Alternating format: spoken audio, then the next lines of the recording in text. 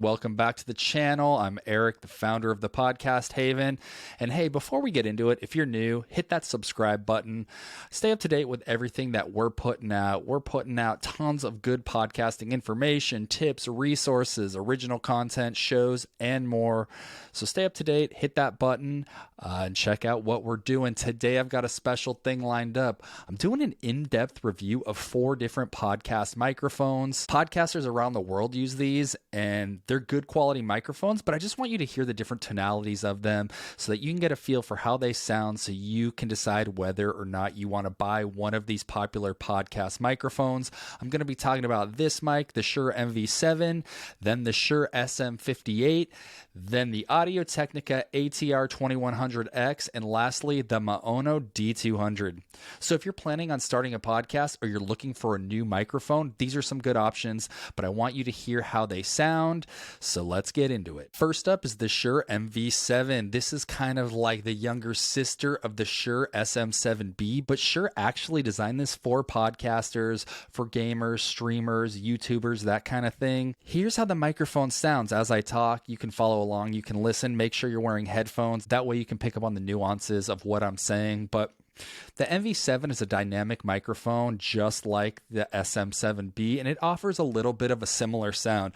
Personally, I think it lacks a little bit of oomph or a little bit of like fullness that the SM7B has.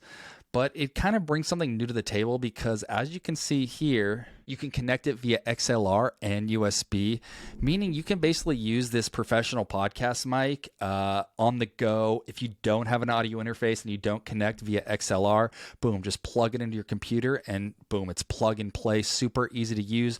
One standout feature of the MV7 is the touch panel controls right here where you can mute and you can actually, if you're using it via USB, up the gain.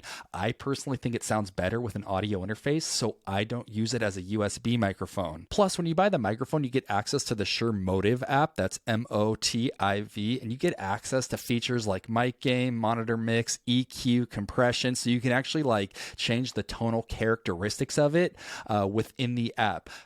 I will show you that now. So it's a dynamic mic, so it's built to reduce background noise and really isolate the sound that's coming right in front of it. So you're not going to get a lot of room tone, which is key for recording a podcast in less than desirable situations like in a bedroom or in a place that isn't treated with acoustic panels. It's still a little bit pricey compared to entry-level podcast mics. However, if you're looking for good audio quality combined with like the modern features, the MV7 could be a good investment. Check it out. All right, guys, the next mic is the Shure SM58. And if you're a musician, you've probably seen this mic or used it. It can be found on stages, theaters, arenas, places all across the world. But don't let that fool you. It's great for music, but it's also great for podcasting. It's a dynamic microphone, so it also does a great job at rejecting ambient noise. It's kind of like a tank. If someone breaks into your house, you can smack them over the head with it and it will still work. This mic offers a brightened mid-range and a bass roll-off in the frequency spectrum to control proximity effect. To be honest, I think my voice might sound better on this than the Shure MV7. What do you think? It also features a built-in spherical wind pop, which can be valuable when you're hitting those P's really hard. Please don't pop your P's. Please don't pop your P's.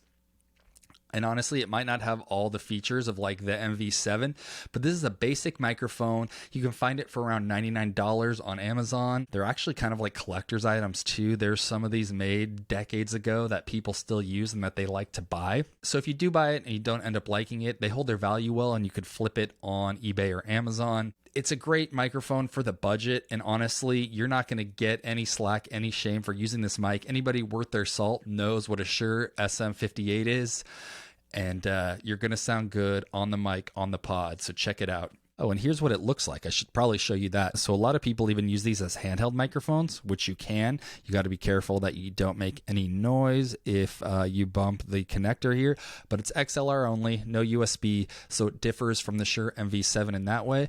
But honestly, great sounding microphone, has a full body tone that I think sounds really good with my voice. Yes, so moving on, this is the Audio-Technica ATR2100X.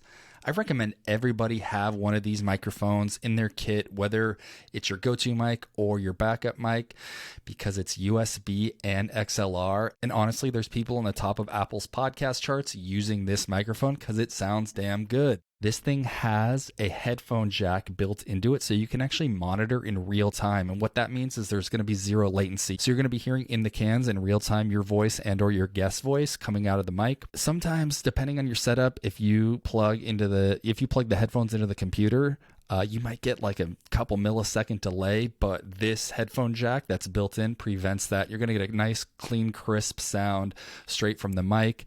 But this mic has an extended frequency response that is ideally suited for voice and for podcasting.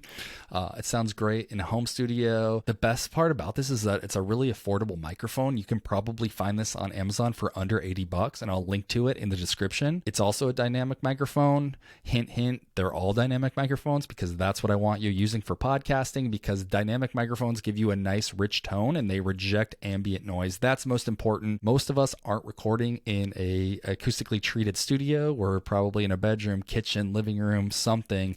So you need a mic that's gonna reject reverb and ambient tone that you don't want in your recording. But this thing offers great value for the money. It really does. And so you should definitely have one of these in your kit. It's a solid choice for both beginners and intermediate podcasters. And this is how it sounds. Please don't pop your P's. It sounds like they're hitting them pretty hard. Can you hear those P's? Sometimes if you tilt it slightly off axis, you'll get a little bit less of that. Please don't pop your P's. Please don't pop your P's. Please don't pop your P's. And it's getting hot as hell in here. It's warming up in LA.